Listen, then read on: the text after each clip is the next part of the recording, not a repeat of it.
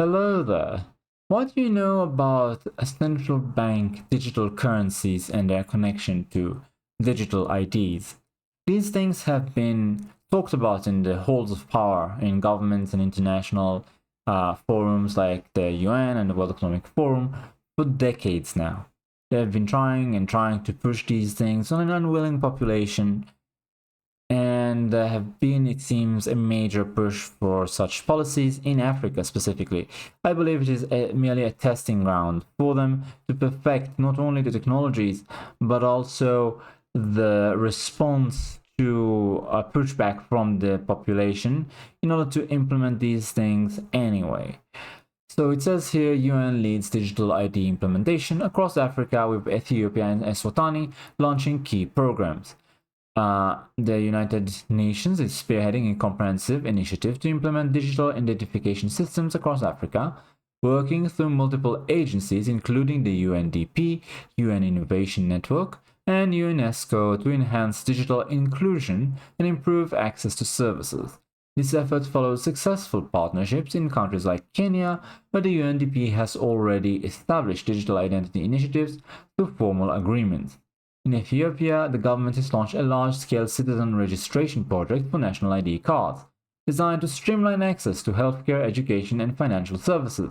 The program aims to create a robust digital identity infrastructure that can support various public services, following similar models being implemented across the continent. Now, when they're talking about public services, for example, Africa is rolling out digital health IDs, that's the title of this one from the exemplar, and National Digital ID is the foundation for CBDC from Forbes. This one is interesting. Essentially, they're saying whatever the advantage or disadvantage of central bank digital currency, CBDC, we aren't going to get one anytime soon because we lack one of the crucial building blocks for a national digital currency that can deliver benefits to the new economy, and that is digital identity. If you want a case study, look at Sweden. So essentially, everything that the UN and the World Economic Forum are trying to implement depends on a digital ID being implemented first. It's the building block for everything, and if we can just block that one thing, we will have won a great victory against the forces that are trying to create a sort of global bureaucratic dystopia where the rich and powerful are in charge, and essentially there's some sort of social credit score being implemented, kind of like China, except worse, in my opinion, on a global scale. This is the future vision that I have for if the globalists win, and this is what I very much try to oppose and prevent if only I had the clout online to do so. Now, it says here that the main reason, I'm just going to skip to this point. The main reason why I've always been interested, says the writer of the article, in the Swedish digital money trajectory is that in Sweden the supporters of cash-free commerce are a broad church, embracing not only banks and law enforcement, but the trade unions and the retailers. And of course they had a great frontman who turned on cash after his son got robbed. Right, let's give up all independence and privacy and centralize all power in the hands of a few giant corporations, banks, and bureaucrats in order to prevent robberies. How many people actually get robbed today? No, wait, if you actually live in a very diverse neighborhood, maybe that's a problem. Maybe the problem then is, enforce the laws, including those about being in the country illegally. Maybe that's a solution. It says here, it may seem implausible in the United States, but I regularly talk with people in Scandinavia who cannot remember when they last used cash. Transaction volumes have sunk to the point where handling is unprofitable for banks and merchants, and the impact is significant. Cash-related crimes such as bank robbery are down, as is tax evasion. The black market appears to have contracted, just as Bjorn and others had hoped. I honestly don't believe a word of it. Even if it had these benefits, like I said, I don't believe them, it would still not be worth it. But there have been a lot of lying, or at least massaging of statistics from the left in recent years. You could have seen this pattern if you watched closely the Biden administration, where every time they had a figure about crime being down, inflation being down, jobs market going better, unemployment being down, etc., they would, a couple of weeks or months afterwards, correct things in a negative trajectory after everybody has already talked about how optimistic the outlook was. And then they would also say, whoops, we were wrong, we made some mistakes, this is the real figure. And the real figure always matched much more closely with what the critics had to say. So do I believe the claims made by the CBDC pro guys? No, not for a moment. Even if they were all true, it would still not be worth it, because it would compromise our freedom and independence from the government and the banks and the corporations to a very large degree. And these forces in society are very untrustworthy. They have shown themselves to be oppressive and aggressive towards everyday people. They have been trying to monopolize things like land and houses, and there simply seems to be a sort of centralization of power in pretty much every aspect of society. It is very worrying, as if we are descending into some sort of neo-feudalism, where all the power is once again concentrated in the hands of a few, all the land, all the money, and all of this in the name of some sort of pro-worker, socialist, or even communist ideology.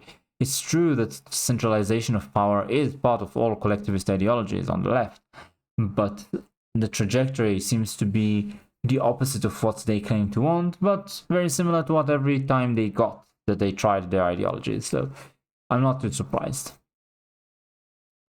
It says here there are problems with simply going cashless. When Swish, the instant payment app used by almost all Swedes, went down last year, it caused significant problems. This is one of the reasons why CBDC needs to operate in parallel with, not on top of, the bank payment networks. It says here, hence my interest in the progress of digital currency in Sweden. The Swedish central bank has just published its report on the third phase of its e-krona project. They have been looking at how an e-krona network could be integrated with bank systems, how the e-krona might work in existing point-of-sale terminus, and how an offline solution could work. They point to a number of lessons learned so far, including that the disadvantage of shared ledger technologies is that they are often more complex and less efficient than more traditional account-based systems, and that shared ledgers and smart contracts may involve more information sharing than the Riksbank is comfortable with because of the personal data protection and banking secrecy issues, all of which is bounded by their summary view that it has not been decided whether the Riksbank will issue an e-krona, nor how it would function or what technology it would be based on. So all of this is still ongoing. They are still trying to work through the flaws and the problems it has. We're not going to go cashless next year, but they are constantly working on the technology and implementation, and Africa is essentially their testing ground. It used to be said that third world countries are testing grounds for Western militaries, right? During the Cold War, for example, where the USSR would equip one side of the conflict, and then you'd have the US and NATO equip the other side, and they would essentially watch and see how the tactics and technologies were handled in real life situations. Today, we don't really have a major bloc that is dedicated to opposing this coming bureaucratic global order. We need one. Hopefully we can build one as more and more countries flip to be exceedingly anti sort of woke globalist world order. For example, we have Trump. I believe that you have Javier Milei, you have Bukele, you have in Hungary, forgot the name for a moment. You have a few world leaders that are actually actively opposed to what is going on and what is pushed on us. But it's not enough. It's not quite as permanent either. They have the permanent bureaucracy and all sorts of international bodies like the UN and the World Economic Forum, where they all gather together, support each other, and make plans. We don't really have a conference for patriotic, nationalistic leaders to assemble and sort of talk it over and build a united front to oppose the globalist bureaucracy. I think we definitely need something like that. I wonder if people like Trump and Elon Musk might not be well suited for the task of creating something of that sort. Perhaps after they have smoothed over the mess that is sure to come crashing down their ears once they start cleaning up the swamp in the United States government. You know, after they nominate two of the candidates, implement some of their policies, deal with the backlash from the establishment. Maybe a year or two into the presidency of Donald Trump, perhaps they will have the time and efforts and money to spare for something like the creation of a global forum for people who oppose the WEF and the UN policies. I would very much like to think that something like this is possible. I think that it is the only way to push back on things that happen on a global scale. Bodies like BlackRock, Vanguard, etc. affect all economies at once, or most of them at least, because of how widespread they are and how powerful they are. And in order to truly make an impact against them, we definitely need a united front. I don't want to see any sort of centralization of power the same way that the left does. I don't think we should or need to create a body that operates under a hierarchy in order to implement some sort of centralized solution. Rather, I simply hope to see an alliance where we back each other and, how to put it, coordinate our assault, our countermeasures against the attempt to essentially, in my opinion, enslave the population of the world under some sort of digital social credit score system and a sort of global bureaucracy. Thanks for watching, like, comment, subscribe, and I'll see you next time.